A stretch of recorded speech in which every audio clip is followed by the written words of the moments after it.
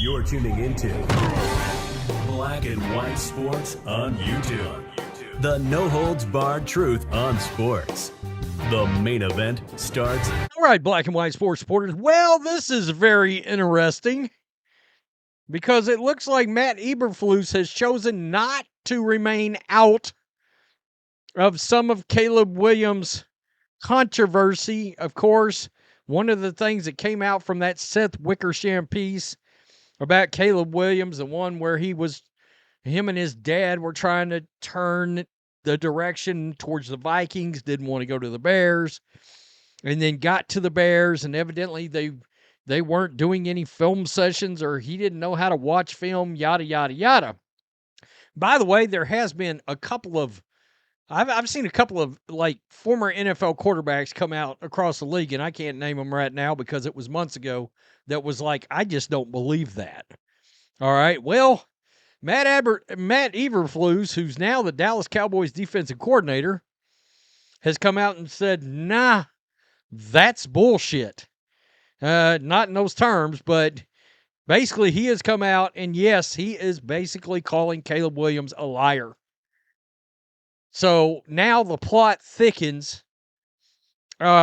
Here's my thing. These position groups get together, they do film sessions. The offense watches film as a whole. None of that ever made sense. So I was confused with that story to begin with. Now, whether or not he didn't know what he was, it's kind of concerning if he was looking at schemes and didn't understand what he was looking at. And if that's the case, fine, ask for help. But I would think during these film sessions, they probably would be, unless it's just a given that you're supposed to know the scheme, the defense is running. I don't know. It's all very freaking odd. The Matt Eberflus era will be remembered as one of the darkest periods in Chicago Bears history. He's a horrible head coach. He's a disastrous head coach. But I am going to be interested to see how this works out with him in Dallas. Because if he doesn't perform in Dallas, it'll get loud instantly. Instantly. He owns the first and second longest losing streaks in franchise history, combined with his incredibly inept late game management over the past 2 seasons. Woo, it's bad. It was real bad. It was hardly surprising when the team fired him right after Thanksgiving in Detroit, yet he'll be known best for mismanaging two first-round quarterbacks. It started with Justin Fields in 2022 and 2023 before moving to Caleb Williams last year. Most people agree Eberflus should have been fired before the 2024 season.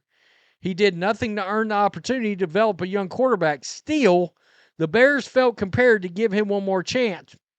He completely fumbled it. Perhaps the most damning story came from ESPN's Seth Wickersham, who revealed Bears coach rarely watched film with Williams during this season, leaving the rookie to fend for himself. Eberflus finally had a chance to defend himself on the Doomsday podcast. What kind of podcast is that?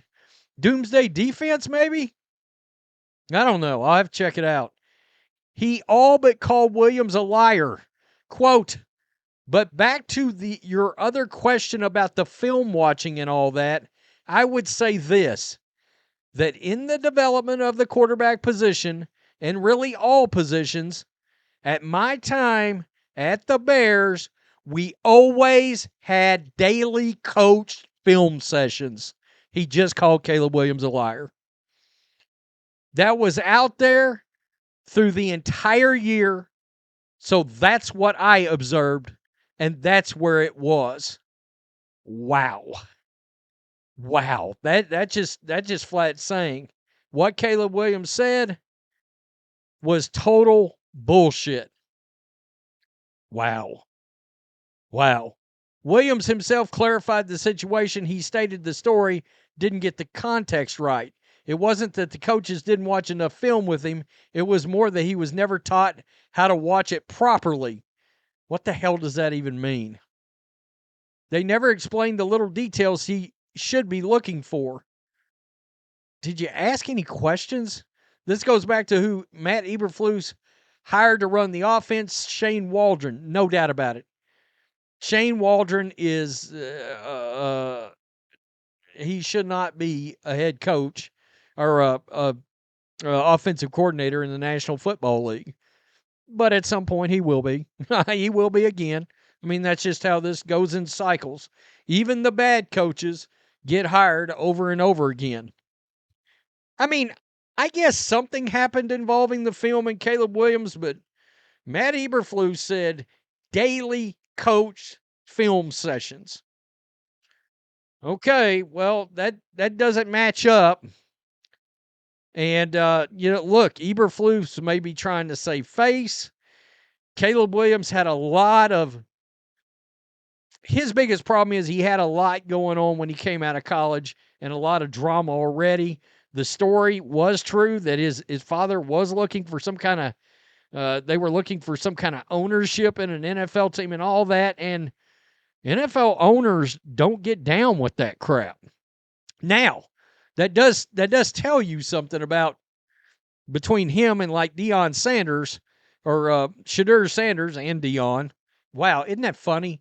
Two over-involved fathers fucking up the situations for these kids. In some ways, the difference is Caleb did some of the process stuff and met with all the teams that wanted to meet with him. And well, I say that. I think he only met with a couple. I know he went on a group quarterback thing with the Redskins and then, of course, the Bears. But there wasn't anything attitude-wise that came out of those meetings, whereas with Shedeur, there was. They've got some of the same actual football issues, though. They both can hang on to the ball too long. Honestly, Shedeur is a better pocket passer, pure pocket passer, than Caleb, but Caleb can improvise and is more athletic than Shedeur. Oh, it's going to be interesting. This just popped into my head. Which of the two quarterbacks is going to have the better NFL career? Shedeur Sanders or Caleb Williams? That's interesting. Caleb had flaws, and people chose to ignore it. And for the umpteenth time, I'm going to brag on myself because I had Jaden Daniels as the number one quarterback coming out in that draft. And Caleb Williams was not my number two either. I just wasn't against top 25 defenses. Nah. He was horrible. He hangs onto the ball too long. He takes too many sacks. I don't want to hear offensive line. Yeah, it's not a good offensive line, but it's also not the worst offensive line in the league. And by the way, it's much improved this year, or it should be with the personnel changes. It's kind of put up or shut up time for Caleb Williams. I mean, honestly, there's some quarterbacks that's got some things to prove. He's not on the Trevor Lawrence kind of quarterback hot seat, but this year and next year is going to be a big prove it. Tell me what you think. Peace. I'm out. Till next time. Thanks for watching the show. Be sure to like, comment, and subscribe. Be sure to tune in next time on Black and White Sports.